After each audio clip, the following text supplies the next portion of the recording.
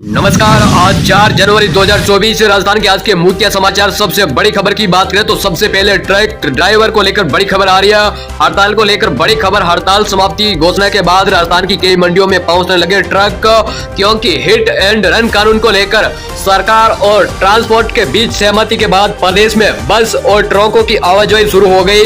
राजस्थान में हड़ताल समाप्ति घोषणा के बाद सुबह से ही प्रदेश की कई मंडियों में ट्रक पहुंचना शुरू हो गई है। साथ ही पेट्रोल पंप पर ऑयल की सप्लाई स्टार्ट हो गई। देर रात से ही अलग अलग एसोसिएशन की तरफ से जुड़े पदाधिकारियों का कहना है शाम तक सब्जियां सामान की सप्लाई पूरी तरह से सामान्य हो जाएगी। फल सब्जियां साहित्य यानी खाने पीने की चीजें जल्दी सामान्य होने की संभावना है। दोस्तों, इसी के अलावा अगली बड़ी खबर की बात करें तो राजस्थान के स्कूलों में शीतकालीन अवकाश चल रहा। विद्यार्थी ठंड के कारण छुट्टियों का आनंद ले रहे हैं। राजस्थान माध्यमिक शिक्षा बोर्ड के आधार पर राजस्थान के स्कूलों में शीतकालीन छुट्टियां यानी 24 दिसंबर 2023 से शुरू हुई।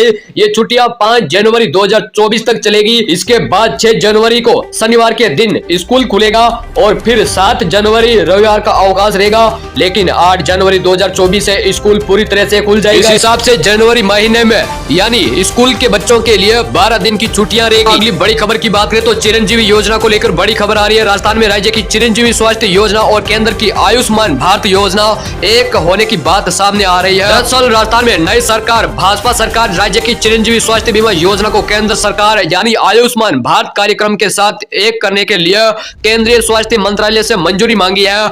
आयुष्मान भारत मुख्यमंत्री चिरंजीवी स्वास्थ्य बीमा योजना की नाम योजना में राज्य की योजना के मौजूदा लाभों को बरकरार रखने की उम्मीद, जिसे निजी और सरकारी दोनों अस्पतालों में लगभग 25 लाख रुपए का बीमा कवर शामिल। पूर्व मुख्यमंत्री अशोक गहलोत के द्वारा चलाई गई चिरंजीवी योजना। अगली बड़ी खबर की बात करें तो पीएम किसान सम्मान निधि 16वीं किस्त को लेकर बड़ी खबर आ रही है। सरकार कब तक प्रधानमंत्री किसान सम्मान निधि 16वीं किस्त जारी कर सकती है? मीडिया रिपोर्ट की माने तो 16वीं किस्त नए साल 2024 के फरवरी या मार्च महीने में जारी किया जा सकता।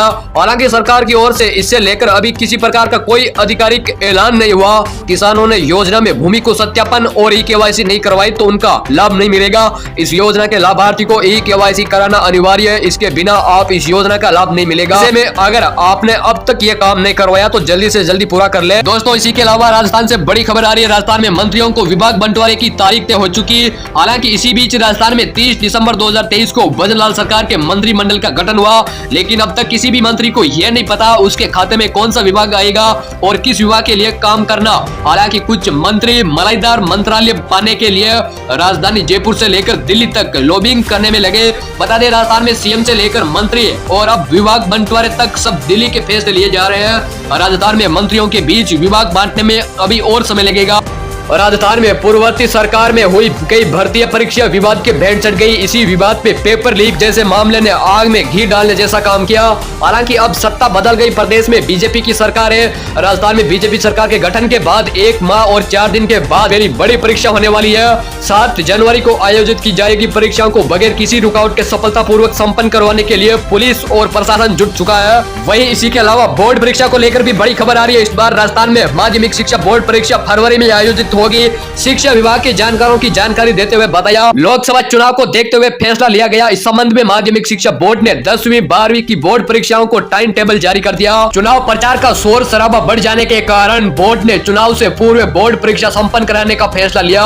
हालांकि माध्यमिक शिक्षा बोर्ड की ओर से अभी विषय वाइज परीक्षा टाइम टेबल जारी नहीं किया। इस पर भी जल्द घोषणा करने की संभावना है। शिक्षा विभाग के अधिकारियों के मुताबिक 10वीं कक्षा की परीक्षा प्रथम पारी सुबह 10 से 12:15 बजे तक और कक्षा 12वीं की परीक्षा दूसरी पारी पौने 1 से शाम 4 बजे तक करवाई जा सकती है। और इसी के अलावा राजस्थान सहित पूरे देश भर में मौसम ने अलर्ट जारी कर दिया। मौसम विभाग के मुताबिक आज भी राजस्थान के कई इलाकों पर घना कोहरा छाया रहने की संभावना है, जिसमें जयपुर, भरतपुर, कोटा, अजमेर संभाग में आज भी घना कोहरा छाया रह सकता है। यानी अगले 7 जनवरी के बाद एक नया स्ट्रॉन्ग पश्चिमी विक्षोभ सक्रिय होगा। 7 जनवरी तक प्रदेश का मौसम ऐसा बना रहने की संभावना है और उसके बाद भी 7 जनवरी के बाद प्रदेश के कई इलाकों की हालात बिगड़ सकते हैं।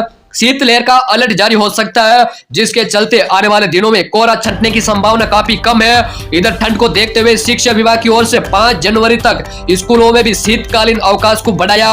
मरुधरा का हिल स्टेशन के जाने वाले माउंट आबू में भी लगातार तापमान 0 डिग्री तक चला गया।